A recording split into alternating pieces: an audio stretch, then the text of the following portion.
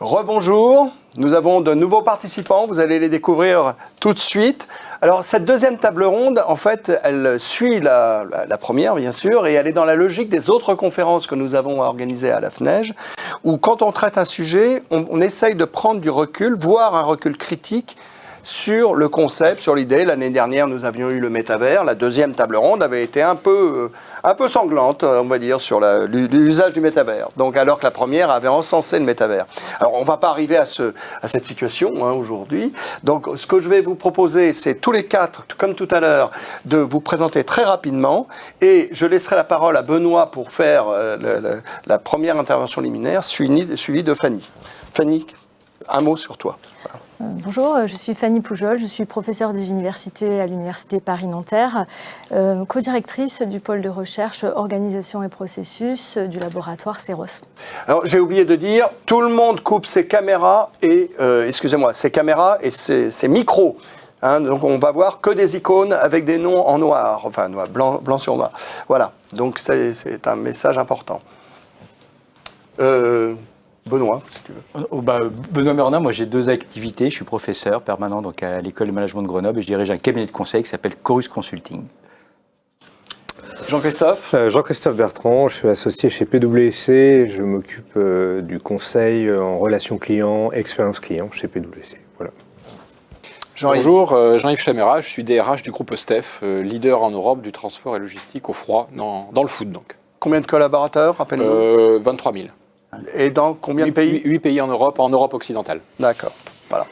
Bien, écoutez, comme tout à l'heure, vous étiez présents, la plupart d'entre vous. Nous allons commencer par le point de vue des deux académiques sur cette question de la symétrie des attentions, avec un pas de recul en quelque sorte. Alors, oui, Benoît. Alors, symétrie des attentions en tant que telle, c'est né il y a 17 ans, donc on a connu, on va dire, un certain nombre de moments hauts et de creux de vague, et je serais tenté de dire, et pardonnez-moi la formule, il faudrait passer de la symétrie des intentions à la symétrie des attentions réellement. C'est-à-dire qu'il y a quand même beaucoup d'organisations aujourd'hui, à mon sens, qui s'en prévalent, mais au fond, dans la réalité de la mise en pratique, de la mise en œuvre, on a quand même souvent, on va dire, un écart entre le discours et puis ce qui peut être vécu par les collaborateurs. Et ça a été rappelé lors de la première table ronde. Je pense que c'était peut-être un nice to have avant 2020. Je pense que tous les phénomènes post-Covid font qu'aujourd'hui, je crois que c'était très bien dit lors de la première table ronde, ça devient incontournable en fait. Et je pense que ça, c'est quand même une vraie prise de conscience qu'il y a aujourd'hui. Deuxième point sur lequel je voulais insister, ce que j'appelle le principe de réciprocité. La notion de care a été citée tout à l'heure. Moi, je me nourris une forme d'éthique qu'on appelle l'éthique du care. Et le principe de réciprocité, c'est important pour les managers. C'est dire à la fois tu dois prendre soin de ton équipe, mais en retour, ton équipe, elle doit aussi prendre soin de toi. Et quand on amène en fait ce sujet-là auprès des managers, et je l'ai fait notamment chez Enedis, mais aussi dans d'autres organisations, d'un seul coup, il y a une espèce de...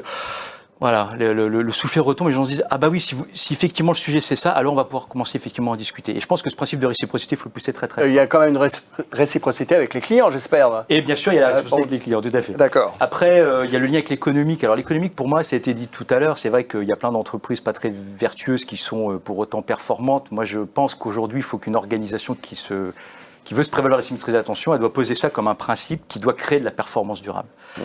Et je pense que dans le même temps, et on va être dans la dialectique, il faut dire aux collaborateurs, mais attention, dans une organisation privée, si pendant 1 an, 2 ans, 3 ans, on perd de l'argent, ça va devenir compliqué d'être dans cette logique attentionnelle. Et donc, il faut à la fois pas créer d'illusions, mais en même temps poser ça comme un principe de base qui doit créer de la performance durable, et pas comme si on a des ressources, si on a du temps, effectivement, on va être dans l'attention à l'autre. Là tu es vraiment dans la logique de ce qu'expliquait tout à l'heure Gérard. Oui, complètement.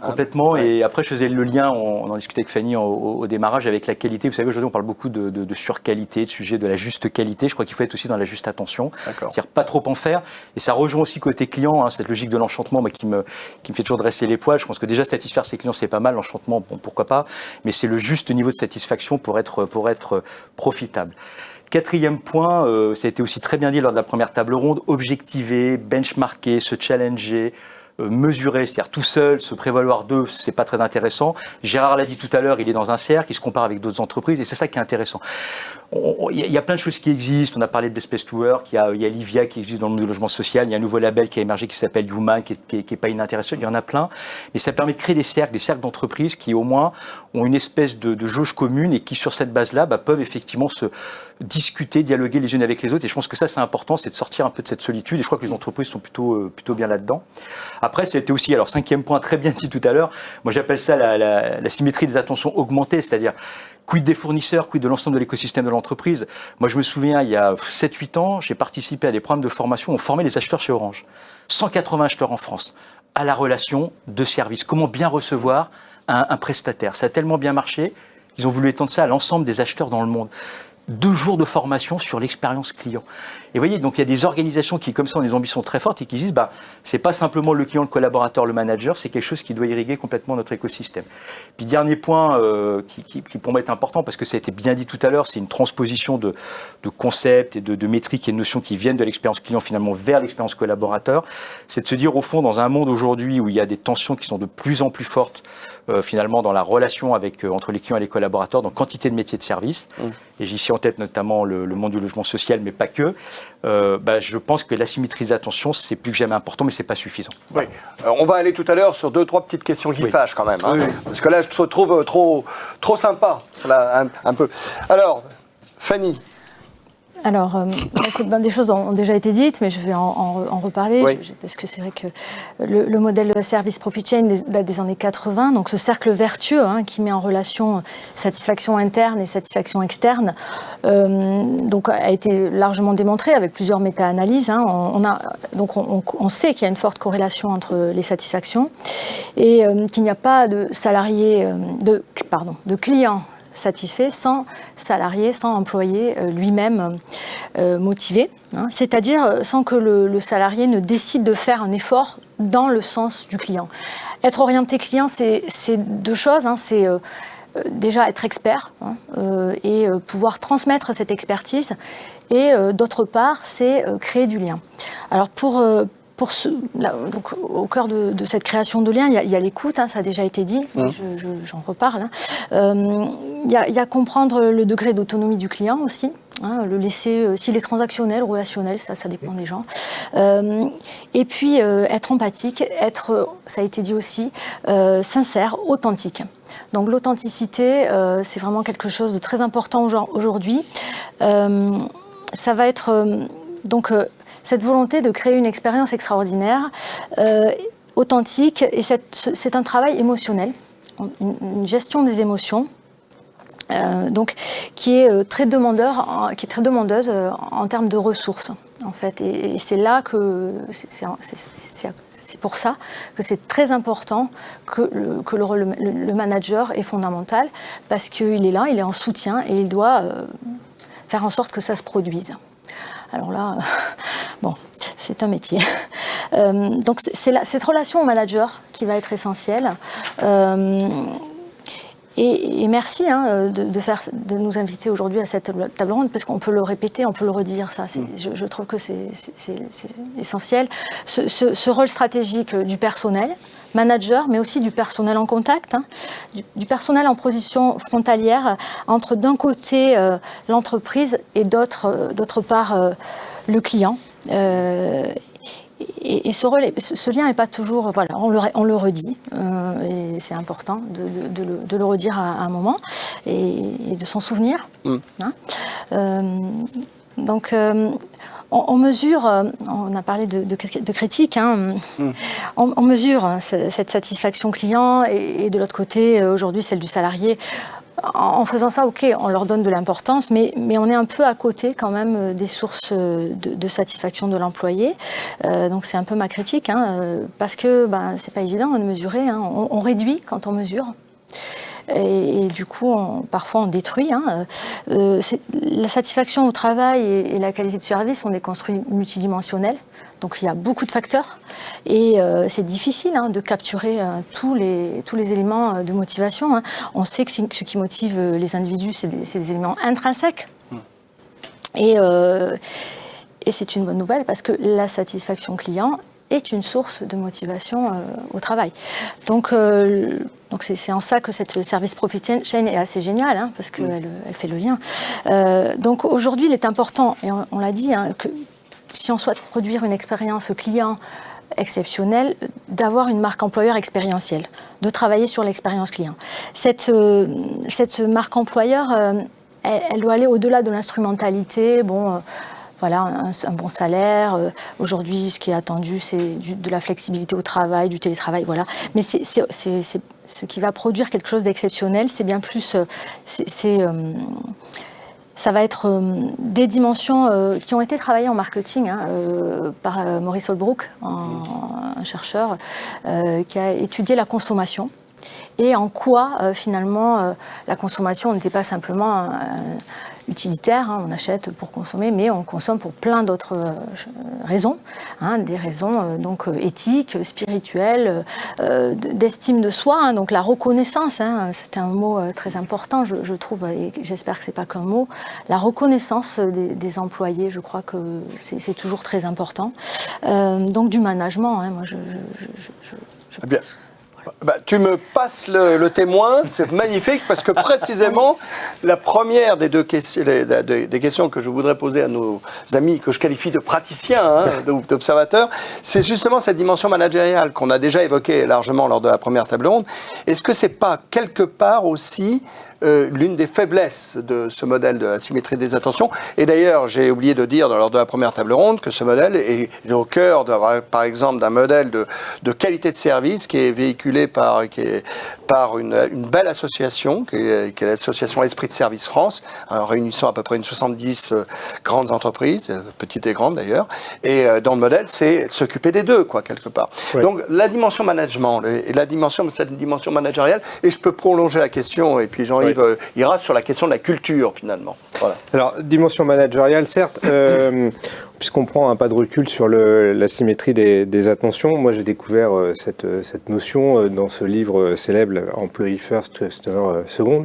De Vinit Nayar. Exactement. En fait, un client me l'avait donné en me disant, voilà, on veut faire un programme expérience client, je vous donne ça parce qu'il faut qu'on s'en inspire. J'avais trouvé ça fabuleux. Mais il y a toujours quelque chose qui m'a titillé dans le titre de ce livre, c'est quand même ce côté de mettre d'abord, finalement, on a l'impression qu'il y en a un qui est premier et puis le client qui arrive derrière, alors que dans la notion de symétrie des attentions, il y a bien cette logique un peu justement de symétrie, d'équivalence.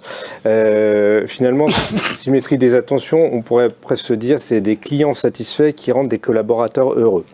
Et donc, pourquoi je dis ça? Parce que ça repose le sujet justement du management. Je pense qu'il ne faut pas perdre de vue qu'une entreprise, quand même, elle fait du business. Nos clients, ils nous parlent de performance, et ils nous en parlent d'ailleurs beaucoup cette année, de performance, de maîtrise des coûts, aller chercher de la top line complémentaire, et c'est quand même ça l'enjeu de l'entreprise. Et en fait, le collaborateur, il est pris dans cette espèce de cercle où effectivement, il faudrait qu'il soit chouchouté, mais en même temps, on est quand même là pour faire du chiffre d'affaires et de la marge. Et donc, il arrive tout de suite à un problème qui, moi je pense que la symétrie des intentions, c'est aussi des injonctions qui sont un peu contradictoires avec des KPI, puisqu'aujourd'hui, en fait, comment on mesure le business? On le mesure quand même avec des KPI. Et ces KPI, en fait, ils sont contradictoires avec ce qu'on veut générer en termes de satisfaction collaborateur, et puis finalement, la satisfaction client derrière, qui va de pair. Voilà. Donc, en fait, c'est finalement ces injonctions contradictoires. Ouais. Alors, dans les centres de service client, on parle de DMT, délai moyen de traitement. La DMT, il n'y a rien de pire pour la symétrie des attentions, parce que finalement, quand un client finit par... vous savez, c'est un peu le syndrome de la file d'attente. On attend dans une file d'attente, et puis, en fait, quand enfin quelqu'un s'occupe de vous, il faut que ce soit fait vite, il faut que ce soit fait rapidement, et donc, typiquement, ce KPI nuit pour moi à la symétrie des intentions. Et le deuxième KPI qui nuit à cette symétrie des intentions, et là je vais peut-être être un peu... je sais lequel tu vas évoquer. C'est la satisfaction client et le NPS, qui pour moi est extrêmement important, parce que alors, on pourra y revenir, mais la voix du client, et je pense que le collaborateur justement doit être au centre de la voix du client, de la captation de la voix du client. Mais le problème de ce NPS et de cette CSAT, c'est que souvent on l'érige comme espèce d'indicateur absolu. On incentive le collaborateur sur ce KPI, et qu'est-ce que fait le collaborateur? Il essaye d'avoir une bonne note. Et donc, ça donne des comportements qui ne sont pas du tout orientés vers la satisfaction client, des clients satisfaits pour des collaborateurs satisfaits, qui ne sont pas orientés vers la satisfaction client, mais qui sont juste orientés vers l'atteinte de ce KPI, qui est mesuré parfois à les strates de l'entreprise. Moi, j'ai vu des entreprises où le top management est mesuré sur ce NPS. Et donc, on se focalise là-dessus et au final, on en oublie et le client satisfait et le collaborateur satisfait. Voilà, donc, et là, pour moi, c'est un enjeu de management, c'est un enjeu de sortir de cette logique de KPI pour se réapproprier finalement la satisfaction client, comment on va satisfaire le client, et par effet de rebond, comment on va satisfaire l'employé aussi. Mais néanmoins, on a besoin de faire quand même des mesures quelque part, de l'impact, je veux dire, de la satisfaction collaborateur versus, etc. Oui. Alors certes, et c'est là où je replace la voix du client peut-être au centre, parce que symétrie des attentions, c'est peut-être ça, c'est peut-être se focaliser sur l'écoute client. Et l'écoute client, nous, en ce moment, on travaille beaucoup avec nos clients sur comment on passe d'une écoute client sollicitée, c'est-à-dire je demande une note, je demande à une écoute client qui est non sollicitée. Alors c'est bien parce que la technologie nous aide à le faire, on arrive à écouter le client, à retranscrire son texte, à sortir des verbatims, à les analyser avec l'IA, c'est assez fabuleux. Mais finalement c'est aussi qui écoute le premier client, c'est le collaborateur qui est en relation avec le client et qui va pouvoir entendre ces verbatims. Et ces verbatims qui sont qualitatifs vont pouvoir déjà s'adapter, permettre à l'entreprise de s'adapter, permettre d'adapter ses produits. Si on les remonte jusqu'à la R&D, ça permet d'adapter les produits. Et donc pour moi, la symétrie des attentions, c'est peut-être ça, c'est peut-être écouter le client, utiliser justement la voix du client pour pouvoir finalement adapter ses produits, ses services et puis le comportement. Alors, voilà. Jean-Yves, on a fait une réponse un peu plus longue que prévu, mais c'est pas très grave. Jean-Yves, donc quelle est ta réaction par rapport à cette dimension managériale, évidemment peut-être les difficultés peut-être à traduire dans la réalité la symétrie des attentions, et puis la question évidemment derrière, c'est faut-il faire évoluer la culture de l'entreprise finalement? Le point managérial, il est clé parce que on en parle. Tout part finalement de la performance, du business. La question, c'est les composantes. Et on est vraiment sur une relation systémique. On a parlé tout à l'heure, et a été évoqué la notion de leadership model. Le nôtre, il inclut d'ailleurs de manière symétrique pour le coup, le people care, le customer care. Et j'essaie de sortir du care parce que dans le concret, finalement, ce qu'on attend, c'est pas tant du soin que de l'attention. Et d'ailleurs, quand on traduit très concrètement ce leadership model par rapport à des comportements attendus, le terme qui est revenu dans les deux cas, c'est l'attention sincère. Et en fait, moi, il me semble que cette notion de symétrie des attentions, dans sa concrétisation, elle passe par cette sincérité, par cette attention, et par nos commerciaux disent arriver sur une confiance émotionnelle. C'est-à-dire que nous, le constat qu'on a fait sur un plan commerce, c'est qu'on avait des clients, on est leader sur notre marché, c'est ce que je disais, mais finalement avec parfois des clients qui disaient « bah ouais, mais vous êtes incontournable ».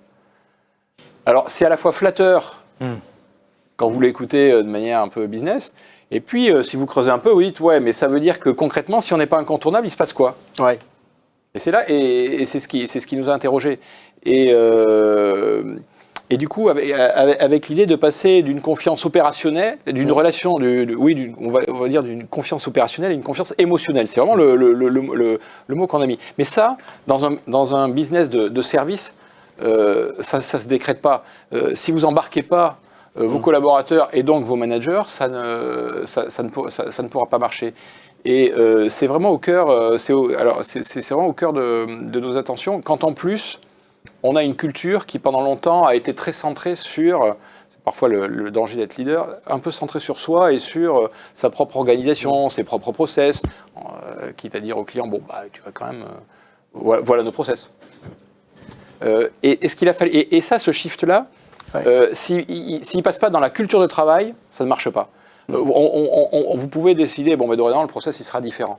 Ouais, si vous ne faites pas évoluer profondément la culture de travail de votre organisation, vous obtiendrez des comportements, au mieux des comportements guidés, au pire de la façade, mais certainement pas de la profondeur. Donc si je te comprends bien, Jean-Yves, ce que tu dis là, c'est par exemple ce que disait Benoît tout à l'heure, il est temps de passer de la symétrie des intentions à la symétrie des attentions.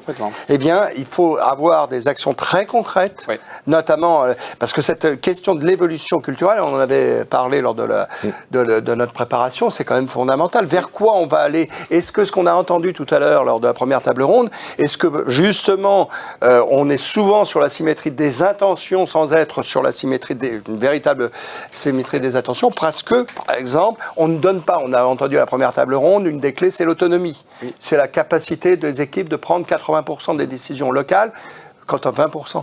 Est-ce que c'est ça? Est-ce que c'est ce qui s'est passé? Est-ce que ce que vous faites chez STF?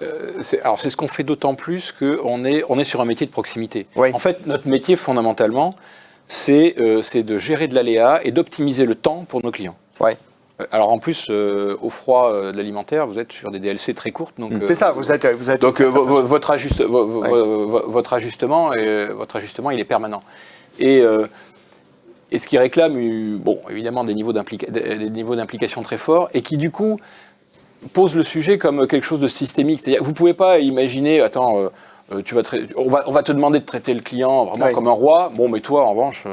Vous voyez bien que là, ça colle pas. Et si j'inverse le balancier, on va avoir le même problème. Si on met uniquement le collaborateur, ça marchera, et que tout l'extérieur, dont le client, on laisse au second plan, ça marchera pas plus. Donc la difficulté, c'est d'arriver à faire marcher tout ça en même temps. Alors, la problématique d'autonomie, elle est clé dans un métier comme le nôtre. Je pense qu'en plus, c'est vraiment une des exigences fortes aujourd'hui Bien sûr.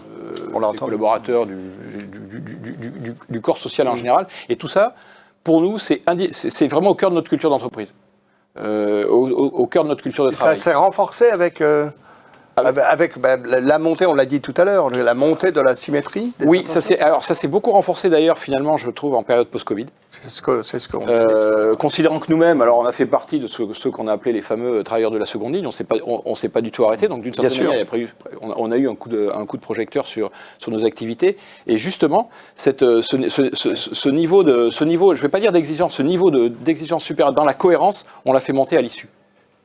Nos deux académiques, des réactions par rapport à ce que vous venez d'entendre? Déjà, je trouve intéressant, vous l'avez mentionné, l'attention sincère. C'est la mission que la Maïf, cette grande mutuelle, s'est définie en devenant en fait entreprise à mission. L'attention sincère. Il n'y a pas mention à l'automobile, à l'assurance ou à quoi que ce soit. Considérant que le sujet, effectivement, c'était cette attention.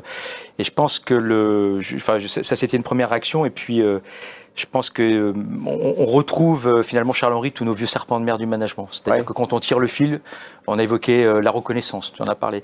On a évoqué l'autonomie. On a évoqué la confiance émotionnelle, qui sont en fait des fondamentaux.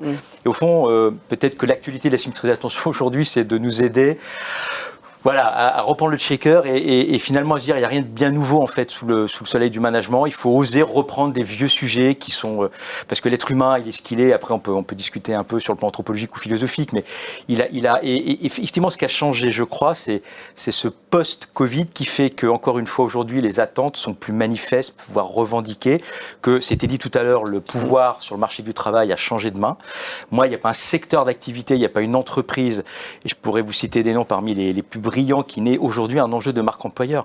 Il y a 5 ans, je suis désolé, des entreprises comme Michelin, des entreprises comme dans certains secteurs du luxe, etc., n'étaient pas des entreprises qui avaient des enjeux de marque employeur. Aujourd'hui, ça n'est plus vrai. Donc aujourd'hui, et effectivement, cette titulaire, ça c'est important, c'est toi qui l'as dit, c'est tenir les promesses. Bien sûr. Et là, à la fois dans le manager, dans la position managériale, de dire ne faites pas ce que je fais, mais faites ce que je dis, ça c'est finito. Mais de la même façon, dans la promesse, et aujourd'hui, Dieu sait que les entreprises communiquent beaucoup, on parle de marketing RH, finalement, plus on élève le niveau de la promesse, plus on élève le niveau d'attente et plus on élève le niveau de déception à l'arrivée. Donc après, on s'étonne que dans certaines organisations, il y ait des gens qui soient recrutés qui ne se présentent pas en fait le premier jour de travail. Ça arrive dans une très très grande mutuelle que je ne citerai pas, qui est pourtant tout à fait bienveillante dans ses pratiques. Les gens ne se présentent pas le jour J. Donc voilà, on est face à ces réalités-là, ces tensions-là, et je pense que c'est ça qui fait un peu l'actualité peut-être du sujet. Parce que quand même, il y a beaucoup de discours sur la symétrie des attentions. Oui, beaucoup de discours. Et les réalités, comme tu l'as dit, c'est ce qu'on observe sur un ensemble effectivement d'enjeux managériaux qu'on a bien vus. Fanny, des réactions par rapport à ce que... Oui, merci. Je vais rebondir sur ce que vient de dire Benoît. L'enjeu, il me semble, c'est la consommation de travail aujourd'hui. On est vraiment sur une consommation comme une autre, en fait. Donc, étendre des travaux en marketing sur la consommation au travail, nous, c'est ce qu'on fait là avec un... Donc, il y a un groupe de travail au sein de l'Association française de marketing qui s'intéresse au marketing des ressources humaines et qui travaille sur ces sujets. Et je voulais revenir sur quelque chose qui a été déjà dit, l'alignement, marque employeur interne et externe. Donc ce qu'on va annoncer, la promesse, effectivement, Benoît vient de le dire, elle doit être tenue, elle doit être vécue en interne, cette promesse. Donc sinon, il y a une rupture du contrat psychologique et c'est très grave, en fait, parce que c'est, déjà qu'il y a un choc de la réalité à l'entrée en entreprise, là, on a un double choc, en fait. Effectivement, c'est pas du tout ce qu'on attendait, ce que j'attendais de ce travail, et c'est pas du tout comme mon expérience salariée.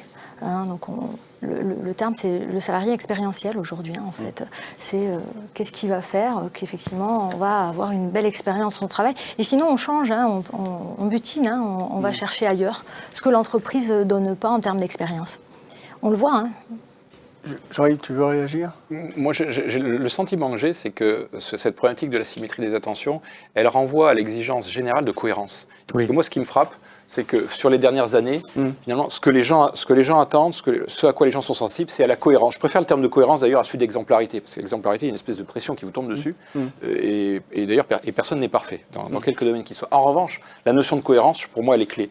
Et vous ne pouvez pas avoir un regard managérial sur vos collaborateurs et un regard différent sur les clients avec lesquels vous êtes en lien. Je pourrais même dire, vous ne pouvez pas avoir un regard sur les collaborateurs que vous recrutez et sur les gens que vous n'avez pas retenus. Je pense que ça, c'est important. On est très attentifs, nous, à la manière, et ce n'est pas facile. Donc comment on répond, comment on personnalise des réponses, par exemple, à des candidats que nous ne retenons pas. Et pour moi, c'est une autre forme de symétrie, mais on est toujours sur ce fil de cohérence. Il y a un autre exemple très célèbre de symétrie des attentions, très ancien en plus, qui date d'une cinquantaine d'années. C'est quand même le modèle de l'entreprise low cost aérienne, Southwest Airlines. Oui. Quand on regarde le vrai modèle de business de Southwest Airlines, c'est du low cost, sauf que en traitement de leur capital humain, c'était plutôt du high level. Et ce que tu viens de dire, c'est formidable, parce que c'est exactement ce qu'ils font avec les pilotes et tout le personnel qui ne retiennent pas. Ils traitent formidable. Réaction. Oui, j'avais une réaction par rapport à l'autonomie, parce que je pense que symétrie des attentions, il y a vraiment cette notion d'autonomie, comment on responsabilise l'employé pour répondre aux clients. Et cette autonomie, d'ailleurs, on le voit très bien chez les jeunes générations. Nous, on a beaucoup de jeunes consultants et ils sont vraiment là-dedans. L'autonomie, ok, mais alors, il y a une espèce de contrat social, finalement, avec l'entreprise. C'est je suis autonome, et en fait, il y a un contrat de moyens. L'entreprise a un contrat de moyens. Et je pense que dans la symétrie des attentions, on a justement un problème souvent dans l'expérience client avec les moyens qui sont délivrés. Tout simplement parce que pour des tas de raisons, est-ce qu'on donne les informations sur le client au collaborateur qui est en contact avec le client? Pas forcément. Et il y a des entreprises qui sont très très en avance. J'ai une compagnie aérienne dernièrement avec laquelle j'ai interagi, j'étais scotché, ça m'a été confirmé. Ils ont vraiment une connaissance complète du client qui leur est fourni, qui leur est mâché pour interagir. Il y a tout le dispositif omnicanal quand on fait du e-commerce, par exemple. Combien de fois on a passé une commande sur un site e-commerce, on a appelé derrière le centre de service client ou le magasin qui est je suis désolé, mais là je peux pas la modifier parce que c'est du e-commerce, vous savez, c'est une autre organisation. Donc c'est une histoire d'outillage, de processus, et ça l'entreprise est un peu à la traîne là-dessus. Donc souvent on va assez loin dans l'autonomie, le management, l'engagement des managers, la culture, et puis finalement on en oublie un peu quand même le b.a.-ba du dispositif qu'on met à disposition des collaborateurs qui sont en relation avec le client. Les process sont pas forcément aussi fluide que exactement. D'accord. Alors, je préviens, nous sommes à 10 minutes de la fin de cette conférence. Vous qui êtes en ligne, vous avez tout loisir pour poser des questions, même un peu provocantes. Alors moi, j'ai une première question pour Fanny. Alors toi, j'ai une question, elle n'est pas provocante. Alors la question de Julien, c'est dans une société en pleine croissance type PME start-up et avec un équilibre sur le marché de l'emploi pour recruter des bons, quels instruments pour maintenir cette symétrie? Satisfaction bilatérale. Est-ce que ça t'inspire? Marque employeur expérientielle. Donc c'est la marque employeur expérientielle Non, mais qui est c'est créée. travailler sur l'expérience du salarié. Hein, on y revient. Enfin, c'est toujours la même réponse. Et surtout pour des PME où il n'y a pas. C'est bien ça le. Oui, le type. Donc qui n'ont pas en pleine croissance, une société en pleine croissance, type PME start-up. Voilà. Pour les PME, en fait, il n'y a pas de marque employeur, il n'y a pas de marque parfois connue. Donc, elles doivent encore plus que les autres produire une expérience salariée de qualité, hein, pour qu'ensuite ils puissent délivrer un service de qualité. Donc en fait, c'est encore plus difficile pour ces sociétés, ces petites sociétés qui n'ont pas de marque forte, marque corporate, on va dire. Alors, Anne nous dit, je vous livre sa phrase, c'est pas vraiment une question, c'est comme désigner comme mauvais élève et sanctionner un collaborateur pour son mauvais résultat bas carbone parce qu'il prend des vols intérieurs lors des déplacements alors qu'on a un contrat commercial avec Airbus. Vous voyez ? Donc là, effectivement, il faut faire voler les avions, quoi. Une réaction, Benoît, par rapport à ça? Non, mais je souriais tout à l'heure et j'avais entouré le mot ironie parce que tu le disais à juste titre. Je pense qu'on a tellement traité ces dernières années, et en parlant de marque employeur, finalement, les salariés comme des clients qui finissent par se comporter comme des clients. Et en marketing des services, tu le sais bien, il y a des théories qui remontent à quelques décades où on qualifiait le client de quasi-employé. C'est-à-dire qu'effectivement, avec les automates, les mécanismes, le digital, on nous fait bosser et au fond, comment on manage quelque part le client. Et au fond, une espèce d'ironie, puisque tout ça converge aujourd'hui, le client devenu un quasi-collaborateur, le collaborateur devenu un quasi-client, il y a une espèce de flou généralisé. Au fond, moi, ma conviction, c'est la personne et c'est la qualité de la relation que des gens vont tisser entre eux. C'est cette sincérité dont on a aussi parlé et qui a été évoquée lors de la première table ronde. Et je crois que les collaborateurs, et je ne sais pas s'il est mis à m'écoute, mais ils attendent effectivement l'authenticité, de la sincérité, au même titre que les clients attendent aussi finalement cette sincérité. Mais sincérité, ça veut pas dire tout et son contraire. Ça veut dire effectivement ne pas surpromettre. Ça veut dire encore une fois tenir les engagements qu'on prend. Donc prendre des engagements que l'on sait pouvoir tenir. Et je pense que et la logique de la preuve qui était vraiment souligné lors de la première table ronde, je crois que ça c'est important, c'est des preuves tangibles. Moi je trouve que le témoignage de BNP Paribas était intéressant parce qu'au fond, rien d'épatant, oui, une plateforme, un portail, ouais, mais n'empêche que c'est important. Je me marie, j'ai besoin de poser une demande en congé, est-ce que c'est simple ou pas ? Donc, et après, si effectivement, et le parallèle était juste, je suis au e-commerce chez BNP Paribas, peut-être que je vais décliquer parce que le client nous reproche que l'extranet client n'est pas à un moment donné, adapté. Je pense que cette réciprocité, cette symétrie à tous les niveaux, elle est essentielle, effectivement, et c'est en lien dans la cohérence que vous évoquez. Une réaction l'un ou l'autre sur cette remarque? Non. Je trouve que, oui, cohérence, et donc comment je l'approuve. C'est exactement ce que vous venez de dire. Et d'ailleurs, c'est toute la difficulté de ce sujet, parce que je trouve, je rebondis sur la remarque sur le bilan carbone, mais parce que la difficulté, c'est que dans ce type d'organisation, vous aurez toujours l'anecdote qui va aller contre vous. Oui. Et ça, c'est très très compliqué.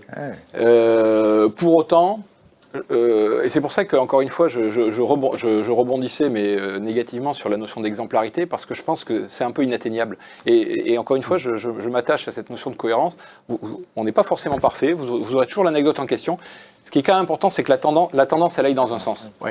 Après, ok, vous avez forcément des effets de bord. Mais Jean-Yves, tu seras d'accord avec moi que si on veut faire évoluer les cultures dans le sens d'une vraie SDA, eh bien, on a quand même un enjeu clé qui est que les managers, et en particulier les dirigeants, ça commence par le haut, on dit souvent qu'un escalier, ça se balaye par en haut, ils doivent, alors je ne sais pas si c'est le mot exemplarité, mais enfin, il faut qu'il y ait cohérence. Mais totalement. Et alors, si je reprends une expérience chez nous, il est clair que dans le travail qu'on a mené sur notre leadership model, nous, notre sujet, c'est que quand on est en COMEX et qu'on doit prendre une décision, on a une référence permanente à est-ce que c'est cohérent avec le leadership model.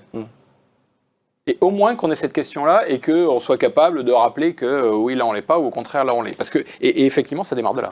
Alors, il y avait quand même... Mais dans le même temps, et je prends le point, il y a la parabole du colibri. C'est-à-dire que moi, je suis toujours interpellé par les managers. Je parle du middle management. Oh non, mais Benoît, est-ce que vous allez faire la même conférence auprès de nos dirigeants? Je dis, si vous attendez que vos dirigeants soient exemplaires dans l'attention qu'ils vous doivent pour l'être vous-même, d'abord vis-à-vis de vous-même. Oui. Quelle qualité d'attention vous avez vis-à-vis de vous-même pour ensuite effectivement être dans de bons niveaux d'attention vis-à-vis de votre équipe. Alors vous n'avez rien compris au sujet. Faites-le pour vous. Faites-le parce que vous êtes un être humain qui est soucieux de l'autre. Faites-le parce que vous êtes curieux de l'autre et d'abord de vous. Le faites pas en attendant que. Et tant pis. Et je le regrette si effectivement votre N+1 il n'est pas là-dedans. Mais oui, pour autant, on est constamment interpellé là-dessus. Et bien sûr qu'il faut que les dirigeants soient cohérents avec les comportements cibles qu'ils ont. Mais ce n'est pas parce qu'on ne m'a pas fait mon entretien d'évaluation que je ne ferai pas celui de mes collaborateurs. Oui, d'accord. Voilà. Ok. Alors, il y avait quand même une question là qu'on a abordée, on l'avait un peu discuté dans la préparation, c'est quand même le NPS. Non, mais je reviens sur ce que tu disais. Alors, est-ce que ça sert à quelque chose ou ça sert à rien là, finalement, le NPS a été un peu critique. Quelles sont les réactions là, de nos autres participants? Je pense qu'on le partageait un peu en aparté tout à l'heure, il y a un biais énorme, on le voit bien, et c'est la caricature de l'employé. Moi j'ai même vu, c'était des photos qui, dans un réseau automobile que je ne citerai pas, ou surtout mettez-nous 9 à 10, c'était affiché dans le réseau. Hein. Côté collab, c'est un peu le même biais aujourd'hui, c'est-à-dire si en fait tu es dans l'attention sincère parce que tu es incentivé, moi je pense qu'on n'a rien compris. Il y a des très grandes marques qui ont renoncé en fait à créer des incentives financières corrélées avec ce type de sujet parce que ça génère des biais énormes. Et moi, je pense qu'il faut porter de la conviction, il faut porter de la sincérité. Oui, il faut mesurer, il faut trouver une mesure qui a du sens à un moment donné et co-construite avec les acteurs qui n'aillent pas contre les acteurs parce que ce qui n'est pas mesuré n'existe pas, n'a pas de réalité. Et surtout, on ne peut pas mesurer les progrès éventuels. Mais effectivement, je pense que de lier ça à du financier, peut-être que ça peut avoir un sens. À un moment donné, pendant une courte période sur un public donné, mais ma conviction profonde, c'est que ça génère des biais et qu'au fond, on est dans l'attention mais pas sincère, quoi. Enfin... Manque de cohérence peut-être. Oui. Alors après, ne confondons pas l'outil et l'ouvrier d'une certaine manière. Oui. Et la mesure, elle est toujours importante. Exactement. Après, qu'est-ce que vous en faites? De manière générale, on a de toute façon systématiquement des effets pervers quand vous mettez des incentives, je vais y arriver, sur des indicateurs très ponctuels, donc qui ont des effets de bord. Ouais. Après, d'avoir le score NPS est sans doute pour le coup intéressant. Qu'est-ce qu'on en fait? La question, c'est qu'est-ce qu'on en fait? C'est pas l'indicateur en tant que tel, de mon point de vue. Ouais, je pense qu'en fait, l'indicateur en tant que tel, il est intéressant de le mesurer parce qu'on voit les variations, ça peut se dégrader, il y a des décrochages. En fait, le problème, c'est vraiment l'incentive financier sur cet indicateur. Cet indicateur, d'ailleurs, le créateur du NPS le décrit comme ça, c'est un indicateur qui n'a pas de valeur absolue, qui n'a une valeur que relative. Justement, donc ça, c'est intéressant. Donc en fait, voilà, on voit qu'il évolue, il n'est pas pareil pour certains types de clients, certains produits. Par contre, incentiver les gens dessus, en fait, je pense franchement que c'est une aberration parce que ça conduit à des comportements qui sont... Alors, comme il nous reste vraiment ça devrait susciter des questions. Très peu de temps. Oui, il y a des questions. Là, par exemple, il y a quelqu'un qui dit « Je travaille sur le sujet de l'impact du management de la qualité sur l'expérience client dans le secteur des services, société d'offshore, EDF. » Ma question, quel est vraiment le défi actuel de l'expérience client? Si tu avais une réponse très courte. Le défi actuel de l'expérience client. L'émotion. L'émotion que l'on peut générer chez le client. Gérer l'émotion aussi quand elle est négative. Les clients parfois sont pas bien en arrivant en interaction. D'accord. Ce travail de... Tu irais même jusqu'au mot enchantement ou pas? Oui, déjà. Alors, je vais lire la dernière remarque. Et si l'attention et sincérité envers son collaborateur passait par une posture de curiosité pour son collaborateur, une curiosité pleine de gourmandise, comme on peut l'avoir pour ses clients à fidéliser. Ça me fait plaisir parce que la curiosité, je suis très nourri par un philosophe qui a publié un très bel ouvrage sur le sujet de la curiosité qui s'appelle Jean-Pierre Martin. Et en fait, la curiosité, c'est l'attention que l'on porte à se rendre disponible pour les autres, mais d'abord pour soi. Et en fait, il y a un lien. La curiosité, c'est comme le care, c'est bien de cura, le même mot latin. Oui. Avoir cure, ne pas avoir cure. Être curieux de l'autre et le contraire d'être curieux de l'autre, c'est être incurieux, c'est-à-dire ne pas prendre soin. Ça, c'est Bernard Stiegler qui le disait très justement. Et moi, je suis très content qu'on termine quelque part là-dessus parce qu'il y a un lien très fort entre tout ça. Et je pense qu'au fond, si tu n'as pas de curiosité pour toi-même, pour ton environnement de travail, pour tes clients, pour la situation dans laquelle ils sont et les émotions qu'ils trimballent parce qu'ils rencontrent un problème, et que ton manager n'est pas dans cette symétrie pour le coup, à un moment donné, le système il s'étiole, il ne fonctionne pas, quoi. La curiosité est quand même un des fondements de l'empathie pour toi. Il me semble. Ouais. Une remarque de conclusion, tous les trois, rapide. Je crois que, juste pour rebondir sur la curiosité, parce que c'est clé, et on demande souvent, je trouve qu'il y a beaucoup de dérives sur le manager, limite on doit avoir un manager psy. Moi, c'est surtout pas ce qu'on doit lui demander. On doit lui demander effectivement d'être curieux, d'avoir une attention, d'être curieux. Après, de se tourner vers les bonnes ressources, les bons supports. Mais vraiment, ce terme de attention/curiosité, pour moi, il est fondamental. C'est une des clés pour faire de la vraie symétrie des attentions. Ouais. Fanny, un dernier commentaire. Faire confiance à ces managers qui savent ce qu'ils ont à faire. Oui. Donc, C'est important de faire confiance et de ne pas, par exemple, dire sourire, bonjour, au revoir, merci. le SBAM, oui, Bon, oui, ça, c'est absolument. la catastrophe. Oui, c'est la catastrophe, oui. C'est un peu un manque d'authenticité. Dernier mot. Puisqu'on parle de curiosité, je pense que si on avait des collaborateurs qui étaient vraiment curieux de leurs clients, ça serait vraiment le summum de la symétrie des attentions. Donc être curieux de ses clients, c'est le comprendre, l'écouter. Je disais tout à l'heure, la voix du client, c'est vraiment d'être dans l'empathie du client. Voilà. Et le manager vis-à-vis de son collaborateur. Et le aussi. manager, et de fait, le manager. Alors, je vais laisser le mot de la fin à notre cher délégué général, Jérôme. Merci. Écoutez, d'abord, je voudrais me faire le porte-parole de tous les auditeurs pour remercier l'ensemble des intervenants des deux tables rondes. Vous terminez sur la curiosité, ce qui me va très bien, puisque c'est quand même une qualité qui est recherchée dans le monde académique, puisque quand on fait de la recherche, on n'est pas curieux, ça peut être un peu compliqué et un peu pénible. Et donc, sur ce mot, je souhaite une bonne soirée à tout le monde. Merci à tous et rendez-vous pour la prochaine manifestation du Cercle des entreprises de la FNEJ.